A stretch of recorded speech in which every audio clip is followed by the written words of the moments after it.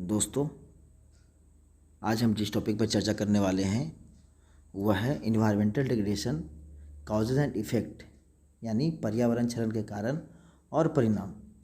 पर्यावरण क्षरण आज एक ज्वलंत मुद्दा है जो मानव जाति के लिए एक बहुत बड़ी चुनौती बनी हुई है। और पर्यावरण क्षरण के क्या क्या कारण हैं, उसके क्या क्या परिणाम हैं और उसके जो दुष्प्रभाव को कैसे कम किया जा सकता है, उसके बारे में हम आज विस्तारपूर्वक चर्चा करेंगे। तो चलिए शुरू करते हैं। पहले ये समझने का प्रयास करते हैं कि पर्यावरण क्षरण क्या है। तो पर्यावरण क्षरण पर्यावरण के जो गुणवत्ता है उसमें गिरावट होना ही पर्यावरण क्षरण कहलाता है। और यह जो गिरावट होता है वो दो गतिविधियों से होता है, एक मानवीय और दूसरा जो है वो प्रकृति गतिविधियों से। इसमें जो क्षरण के जो शामिल गतिविधि हैं जिसके कारण क्या क्या क्षरण हो रहा है, उसमें पहला है संसाधन का क्षरण, जिसमें कि मानव के लिए जो महत्वपूर्ण जो संसाधन है जिसमें हवा पानी मिट्टी, उसकी गुणवत्ता में कमी आई है। और परिस्थिति तंत्र का विनाश हुआ है, जिसमें कि परिस्थिति तंत्र में रहने वाले जो जीव जंतु हैं उनके आवासों का विनाश होना एक बहुत बड़ा प्रमुख कारण भी है। और वन्य जीव की भी विलुप्ति हुई है। जहाँ पे पारिस्थितिकी तंत्र पाया जाता है वहाँ पे जो प्राकृतिक आवास है जीवों का वो भी विनाश हो चुका है। उसमें विनाश होने के कारण विभिन्न प्रकार के प्रदूषण बड़े पैमाने पर हो रहे हैं, जिसमें कि जल प्रदूषण, वायु प्रदूषण, ध्वनि प्रदूषण इत्यादि शामिल है। अब देखते हैं कि आगे कौन कौन से ऐसे कारण हैं जो पर्यावरण को नुकसान पहुंचाने में सबसे आगे रहे हैं, जो कि पर्यावरण के आज बड़े पैमाने पर क्षरण हो रहा है। तो उसमें दो प्रमुख कारण हमने चर्चा किया, जिसमें कि पहला है मानवीय कारक और दूसरा जो है प्रकृति कारक। मानवीय कारक में जो सबसे बड़ा कारण है पर्यावरण क्षरण का, उसमें ओवर पॉपुलेशन है, यानी जनसंख्या अधिक की समस्या है। जनसंख्या अधिक की जो समस्या है ये मेन कारण है पर्यावरण क्षरण के, क्योंकि जनसंख्या अधिक होने के कारण हमें अधिक शहरीकरण की ज़रूरत पड़ रही है, हमें अधिक औद्योगिकरण की ज़रूरत पड़ रही है और इसके कारण हमें अधिक लैंड, अधिक वाटर की भी ज़रूरत पड़ रही है। साथ में जो हमें बायोलॉजिकल रिसोर्स हैं या फिर और जो अदर जो रिसोर्सेज हैं उनके बड़े पैमाने पर हमें ज़रूरत पड़ती है, जिससे कारण पर्यावरण का क्षरण होना एक प्रमुख कारण माना जाता है।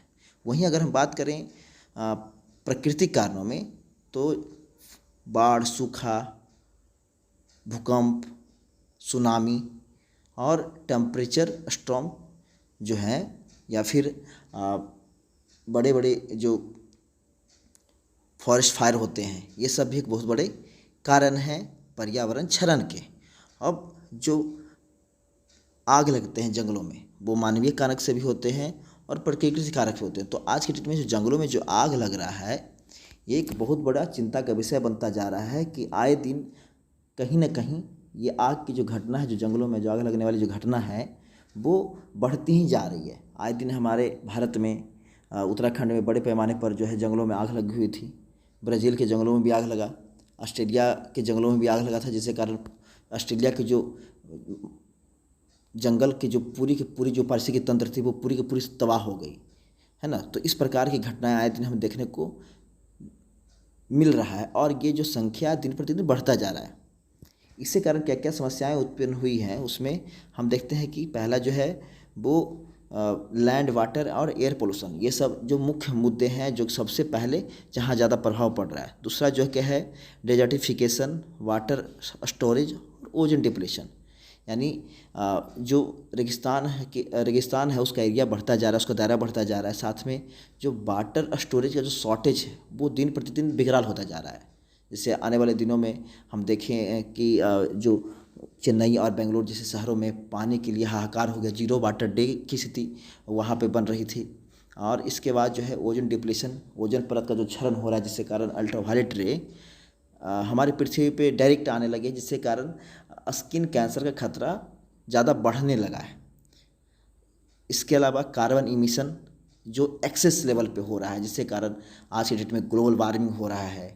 और इसके कारण जब ग्लोबल वार्मिंग में जब तापमान बढ़ रहा है उसके कारण क्या हो रहा है कि जो ग्लेशियर है वो पिघल कर करके और वो समाप्त हो रहे हैं, जो एक पारिस्थितिक तंत्र के लिए बहुत बड़े खतरे की घंटी है और सबसे बड़ा जो पर्यावरण क्षरण के कारकों में से एक है। इसके अलावा हमें जो जैव विविधता है उसमें बहुत कमी देखने को मिली है, चाहे वो फॉरेस्ट हो या फिर वो ग्रासलैंड हो यानी घास के जो मैदान हैं, इन सारे क्षेत्रों में हमें बहुत बड़ी कमी देखने को मिली है। अब आगे देखते हैं कि काउजेज जो मेन कारण क्या क्या है, इसके बारे में हम उसको अलग अलग कैटेगरियों में बांट के पढ़ने का प्रयास करेंगे। तो पहला जो है वो पहला है लैंड एंड सॉइल डिग्रेडेशन, है ना, भूमि और मिट्टी का जो क्षरण होता है उसके बारे में। तो पहला है डिफॉरेस्ट्रेशन, यानी पहला जो है जो विनिर्माणीकरण जो है ये सबसे बड़ा, यानी जंगलों को जो हम काट रहे हैं एक बहुत बड़ा कारण है पर्यावरण क्षरण के। ओवर ग्रेजिंग, यानी हम जो अति चराई कर रहे हैं, जानवरों को बड़ी लेवल पे पालने पे उनको भोजन की जो उपलब्धता करानी होती है उसमें क्या होता है कि बड़े पैमाने पर वो घासों को चढ़ जाते हैं, इसके कारण जो है उस क्षेत्र में जो पारिस्थितिक तंत्र है वो बर्बाद हो जाता है। दूसरा है कि बड़े पैमाने पर यानी अत्यधिक मात्रा में फर्टिलाइज़र का यूज होना या फिर पेस्टिसाइड जैसे खाद का यूज होना, रासायनिक खादों का यूज होना खेती में एक बहुत बड़ा मिट्टी क्षरण के सबसे बड़े कारणों में से एक है। दूसरा है कि वेस्टलैंड, बहुत सारे जो ऐसे हैं एरिया है जहाँ पे वेस्टलैंड को बनाए गए हैं जो कि वहाँ उन क्षेत्रों में प्रदूषण के सबसे बड़े कारण है, जहाँ पे मिट्टी, वायु और जल को नुकसान पहुँचा रहा है और उन सबको प्रदूषित कर रहा है। पाँचवा नंबर जो है इम्प्रॉपर क्रॉप रोटेशन हो रहा है, यानी जो फसल की जो प्रकृति है यानी उसको जो रोटेशन उसका होना चाहिए प्रॉपर तरीके से वो नहीं हो पा रहा है। इसका भी एक बहुत बड़ा कारण है मिट्टी के क्षरण के या फिर जो है वायु प्रदूषण के भी कारण बन सकते हैं। लैंडस्लाइड की घटनाएं आज की डेट में बढ़ने लगी हैं क्योंकि हमने जंगलों को काट दिया। तो जंगलों को काटने से क्या हो रहा है कि जो भूस्खलन की जो समस्या है वो दिन प्रतिदिन बढ़ती जा रही है। इसके कारण जंगलों काटने से और पानी कमी कारण जो है और ग्लोबल वार्मिंग के कारण जो रेगिस्तान का जो एरिया है वो बढ़ता जा रहा है, उनका दायरा जो है वो बढ़ता जा रहा है। ये था हमारा लैंड एंड सॉइल डिग्रेडेशन। अब नेक्स्ट जो है वो वाटर डिग्रेडेशन, यानी जो पानी का जो क्षरण हो रहा है, पानी की जो बर्बादी हो रही है, पानी का जो प्रदूषण हो रहा है वो भी बड़े पैमाने पर हो रहा है। उसमें जो क्या क्या कारण हैं पानी के क्षरण के यानी पानी के प्रदूषण होने के, तो जो पानी के प्रदूषण में सबसे ज़्यादा जो मेन इम्पॉर्टेंट है वो इंडस्ट्रियल वेस्ट है, यानी बड़े पैमाने पर उद्योगों में पानी का यूज़ किया जाता है और उसको बिना ट्रीटमेंट किए हुए वो पानी को नदियों में बहा दिया जाता है, जिसके कारण पानी के जो नदियों के जो क्षेत्र हैं और जो पानी की जो गंदगी है वो आपस में मिल करके क्या होते हैं, उस क्षेत्र के जो पारिस्थितिक तंत्र हैं या जो नदीय पारिस्थितिक तंत्र हैं उसको क्या कर रहा है कि बर्बाद कर रहा है। सीवेज एंड वेस्ट वाटर, यानी हम जो नाला का जो पानी है वो हम लोग क्या करते हैं डायरेक्ट नदियों में बहा देते हैं, जिससे कारण हमें क्या हो रहा है कि जो प्रदूषण है वो बढ़ता जा रहा है। माइनिंग एक्टिविटी यानी जो खनन है उसकी एक्टिविटी कारण जो है पर्यावरण को नुकसान पहुंच रहा है। हमने वहाँ जंगलों को साफ़ करते हैं, फिर वहाँ के मिट्टी को प्रदूषित कर देते हैं। इसके कारण भी क्या हो रहा है कि पानी का प्रदूषण बढ़ता जा रहा है। और एक्सीडेंटल ऑयल लीकेज, बहुत जगहों पे आप देखते हैं कि जब बड़े बड़े जो तेल के जो जहाज़ जाते हैं वो क्या होता है उसमें कभी कभी दुर्घटना होने के कारण जो होता है ऑयल स्पिल हो जाता है, यानी जो तेल है वो समुद्र के सतह पर या नदियों की सतह पर फैल जाता है, जिससे कारण उसमें रहने वाले जीव जंतुओं की मृत्यु हो जाती है, जो बहुत बड़े खतरे की घंटी है। इसके बाद 6 नंबर पर देखते हैं कि burning of the fossil fuel, यानी जो हम जीवाश्म ईंधन जो जलाते हैं वो ग्लोबल वार्मिंग के सबसे बड़े कारणों में से एक है। और हम 7 नंबर में देख सकते हैं कि जो केमिकल फर्टिलाइज़र होते हैं और पेस्टिसाइड, ये भी मिट्टी के और पानी प्रदूषण के उसके क्षरण के सबसे बड़े कारणों में से एक हैं। उसके कारण ग्लोबल वार्मिंग हो रही है ना। और रेडियो एक्टिव वेस्ट, जो कि मिसाइल परीक्षण किया जाता है या फिर कोई भी ऐसी परमाणु एक्टिविटी के कारण जो रेडियो एक्टिव वेव जो उत्पन्न होते हैं उसके कारण में क्या होता है पानी प्रदूषित होती है। और 10वें नंबर पे अर्बन डेवलपमेंट है, यानी शहरों का जो विकास होता है उसमें पानी की बहुत बड़ी स्तर पे क्या होती है, बर्बादी होती है, जिसमें कि उद्योगों का विकास होना, वहाँ के सड़कों का, घरों को बनाने के लिए बड़े लेवल पानी की ज़रूरत पड़ती है। तो इसके कारण पानी की जो बर्बादी होती है वो बड़े पैमाने पर होती है, इसके कारण पानी का जो क्षरण है वो बढ़ता जा रहा है। और बहुत जगहों पे हम क्या करते हैं कि शहरों में जो वेस्ट होता है हम उसको क्या करते हैं, मिट्टी के अंदर दबा देते हैं, लेकिन जो पॉलीथीन होता है या फिर और जो अदर जो वेस्ट मटेरियल होते हैं वो क्या होते हैं कि वो गलते नहीं हैं, क्योंकि वो प्लास्टिक वेस्ट मटेरियल होते हैं जो कि मिट्टी को प्रदूषित कर देती है, और जब उसमें पानी पड़ता है तो पानी भी साथ ही प्रदूषित हो जाती है। तो ये वाटर क्षरण के यानी जो पानी के जो प्रदूषण है उसके मुख्य कारण है। अब आते हैं जो वायुमंडल प्रदूषण हो रहा है उसका सबसे बड़ा रीजन क्या क्या है। तो पहला जो है स्मोक, यानी जो गाड़ियों से निकला धुआं होता है। आप देखते होंगे दिल्ली के शहरों में, दिल्ली के आसपास के शहरों में हमेशा ये जो समस्या है वो बढ़ता जा रहा है, हमेशा वहाँ पे स्मोक लगा होता है।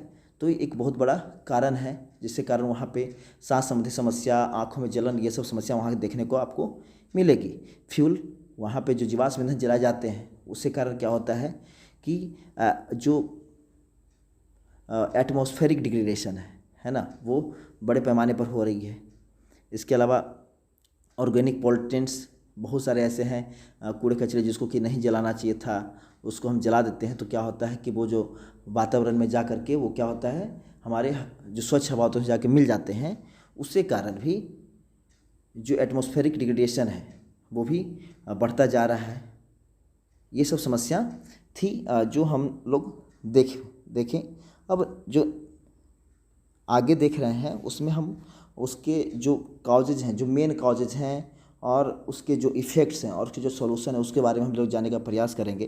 तो कॉजेज को हमने समराइज कर दिया है एक साथ, ताकि आप अगर उस तीनों बिंदुओं को अगर याद नहीं कर पाएँ तो आप इसको भी लिख सकते हैं, जो कि आपको आसानी से याद रह सकता है।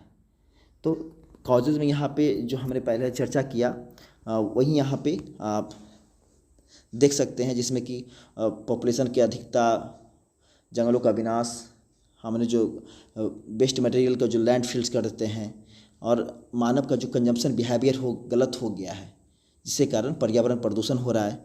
वेस्ट प्रोडक्शन बहुत ज़्यादा बड़े पैमाने पर हो रही है, जो कचरे का जो दिन प्रतिदिन इतना ज़्यादा जो बढ़ता जा रहा है, कचरे का जो भार, उसको अगर कम नहीं किया गया तो आने वाले दिन में और भी बहुत बड़े समस्याओं को सामना हम लोग को करना पड़ेगा। और इलीगल डंपिंग, बहुत सारे ऐसे जो वेस्ट मटेरियल हैं जिनको कि ट्रीटमेंट करके लैंड में डालना चाहिए, वो इलीगल तरीके से डंपिंग कर दी जाती है उसकी। एग्रीकल्चर पोल्यूशन, यानी जो खेतों में जो खेतों के द्वारा, यानी जो खेती करते हैं किसान, उसमें जब फसल काटने के बाद जो डंठल बच जाते हैं उसको हम क्या करते हैं, जला देते हैं। बहुत सारे पेस्टिसाइड या जो क्या रासायनिक जो खाद है उसको यूज करने पे हम जो खेतों में जो होने वाले प्रदूषण है उसको बढ़ा रहे हैं। इसके अलावा जो लिटरिंग है, यानी जो अवैध तरीके से कोई भी ऐसा वेस्ट मटेरियल जो ज़मीन के अंदर फिल कर दिया जाता है, उसके कारण भी पोल्यूशन बड़े पैमाने पर बढ़ता जा रहा है। इसके अलावा माइनिंग है और प्लास्टिक पोल्यूशन, जो सबसे बड़े मुद्दों में से एक है आज की डेट में, सबसे बड़े पर्यावरण क्षरण के कारणों में से एक है। और रिसोर्स डिप्लेशन, यानी जितने सारे जो हमारे रिसोर्स हैं वो क्या हो रहे हैं आज के दिन में, उनकी गुणवत्ता में कमी आती जा रही है। तो ये कुछ कारण है जिसको मैंने कि पॉइंट वाइज ये अलग रखा है।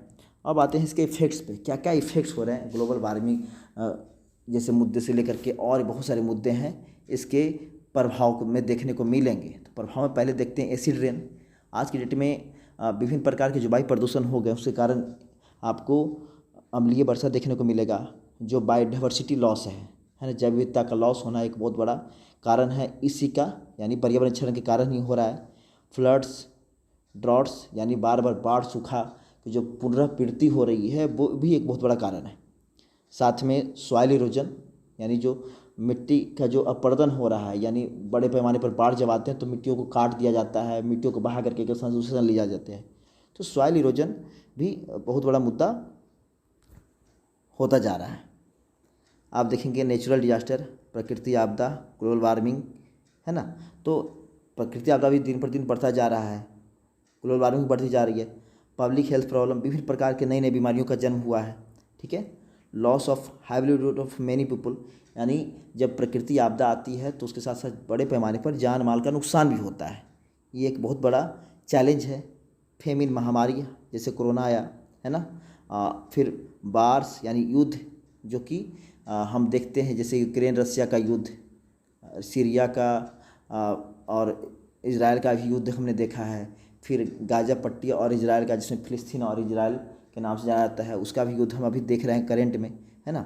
और आए दिन हमें नए नए डिजीज देखने को मिल रहे हैं या नए नए रोग हमको देखने को मिल रहे हैं। यानी एक साइड हम पुराने जो रोग हैं उसको ख़त्म करने में लगे हैं और दूसरी ओर नए रोग उत्पन्न हो रहे हैं। उसका सबसे बड़ा कारण क्या है? हमने जो पर्यावरण को जो प्रदूषण बढ़ा दिया है वो उसका सबसे बड़ा रीज़न है। लॉस ऑफ टूरिज्म, बहुत सारे जो ऐसे सेक्टर हैं जहाँ पे टूरिज्म डेवलप किया गया था, तो ये बार बार डिजास्टर आने के कारण, है ना, वो जो पर्यटन के जो क्षेत्र थे उनमें कमी देखने को मिल रही है। और साथ में इकोनॉमिक इफ़ेक्ट्स, जो लास्ट में जो बिंदु है वो है इकोनॉमिक इफ़ेक्ट्स, जो कि इन सब के कारणों में से एक है। यानी जितने सारे जो आप इफ़ेक्ट्स देख रहे हैं उन सब में जो आर्थिक जो क्षति है वो मानव को ही उठाना पड़ रहा है। यानी जो आपने किया है उसको आप खुद ही भर रहे हैं, यह एक प्रकार से हम कह सकते हैं। अब हम इसके निवारण पे आते हैं, है ना, कि इसके आखिर उपाय क्या हैं इसको कम करने के। तो सबसे पहले हमें जो वनों की कटाई है उसको रोकना होगा, है ना। जो इलीगल डंपिंग है, यानी जो अवैध तरीके से जो किसी भी जो वेस्ट मटेरियल होता है जिसको कि हम अवैध तरीके से हम क्या करते हैं, कहीं भी ज़मीन में डंप कर देते हैं, गाड़ देते हैं, उस पर सरकार को कड़े प्रतिबंध लगाना चाहिए और उस पर कड़े फाइन लगाने चाहिए, है ना। नेक्स्ट जो देखेंगे आप तो कह रहा है कि गवर्नमेंट को काफ़ी स्ट्रिक्ट रेगुलेशन बनाना होगा। यानी जो नियम है गवर्नमेंट का पर्यावरण के प्रति बचाव के लिए उसको काफ़ी स्ट्रिक्ट तरीके से, यानी कड़ाई से लागू करना होगा, तभी जा कर के ये रुक सकता है। नेचुरल जो रिजर्व है एंड बायोटोप्स, यानी जो नेचुरल जो रिसोर्स हमारे पास हैं उसको हम क्या कर सकें, उसको बचा सकें, उसका संरक्षण करें, तो एक बहुत बड़ा कारण है। जैसे हम चिड़ियाघर में बहुत सारे जीवों का संरक्षण करते हैं, जहाँ पे जो जीव को सुरक्षित करना होता है उसके स्थान पे भी और अपने मानवीय स्थान पे भी हम क्या करते हैं, उसको संरक्षण देने का प्रयास करते हैं। ये हमें बढ़ चढ़ के करना होगा। Reduce water waste production, reduce waste production, जो हम कचरे का जो आज के दिन में बड़े पैमाने पर जो निर्माण कर रहे हैं उसको कम करना होगा। यानी जो वेस्ट मटेरियल है उसको हमें कम करने की ज़रूरत है, ताकि जो कूड़े कचरे के जो ढेर आज के डेट में बढ़ते जा रहे हैं दिन प्रतिदिन, उसको कम किया जा सके, ठीक है। और जितने प्रकार के जो हम प्लास्टिक कप देखते हैं, पैकेजिंग देखते हैं, पॉलीथीन वाली देखते हैं, इन सबको हमें उसके विकल्प तलाशने होंगे ताकि इसका सोल्यूशन निकाला जा सके। और लास्ट में है जो है वो एजुकेशन और कन्विंस अदर्स, है ना।